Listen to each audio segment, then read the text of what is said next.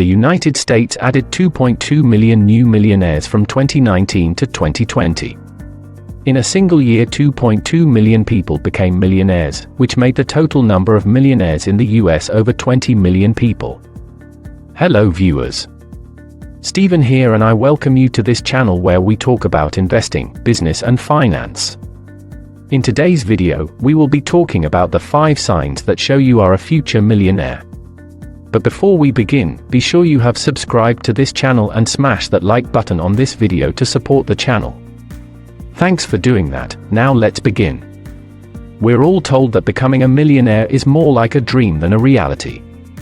But when over 2 million people become one in a matter of a year, you know that it's a practical goal that anyone can achieve whatever you are in the world. The internet has made it much easier to build a successful business that could raise you to millionaire status. It's about putting the time and effort. I am sure that there are plenty of you are watching this video are going to join that list. Since you're interested in investing, business, and growing yourself mentally, spiritually, and physically. Just because you're poor today doesn't mean you're going to stay there forever.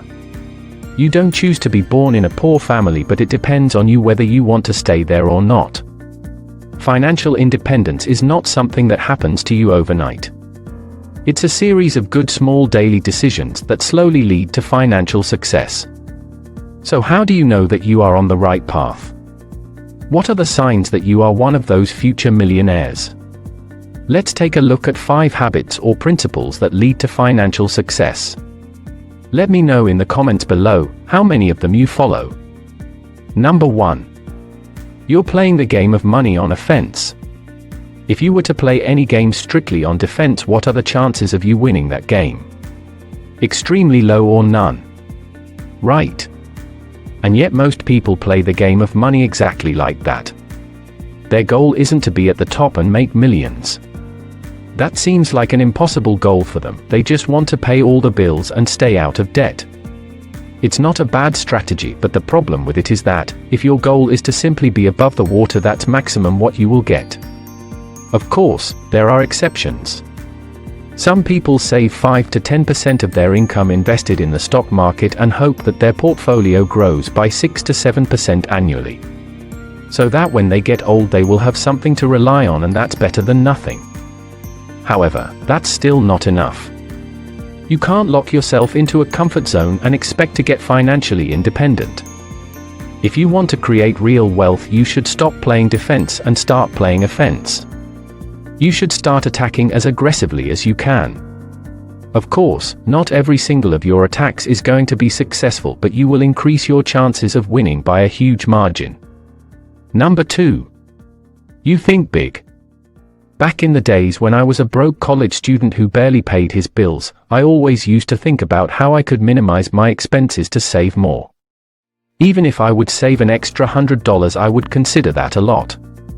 But at some point I realized that there is only so much I can save. There is a limit to how low I can go at the end of the day. There are some fixed expenses that I cannot avoid, such as rent.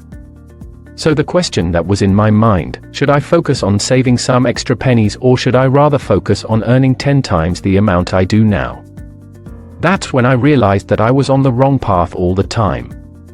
There are people who waste hours and hours just to find a breadth that's 20 cents cheaper, and then there are people who would rather waste that time maximizing their income. The question is, which one are you? Number 3. You admire other rich people. I have friends who despise rich people. Whenever we discuss the big tech, they would say, look at Jeff Bezos, look at how many people are suffering because of him, his employees are suffering and he doesn't care. He's probably the greediest person in the world. Or when we talk about Tesla or SpaceX, they would say, Musk doesn't care about the environment or the humanity, he is a greedy capitalist who only cares about himself and his net worth. Let's say hypothetically they only care about themselves. The question is, so what do you care about humanity more than he does? He's at least doing something, even if that's out of self-interest. He's positively impacting the world, he's helping the world to move to sustainable energy, and in return he is making billions. He transformed the way we shop forever by making it affordable for anyone to order stuff online. What about you? How are you making the world a better place? Sitting at home and watching Netflix and just criticizing everyone who solves a problem and becomes a billionaire isn't helping anyone. If you don't want to work at Amazon, you don't have to. If you don't want to believe in Tesla's mission, you don't have to. Or when a billionaire donates a few $100 million, you see people criticizing him for not donating enough. Come on man, how much have you donated? Probably not even 1% of what he did. How about we appreciate what he has done, even if it's a tiny percentage of his net worth? Or the best one, if I would be as rich as him, I will donate dozens if not hundreds of billions of dollars.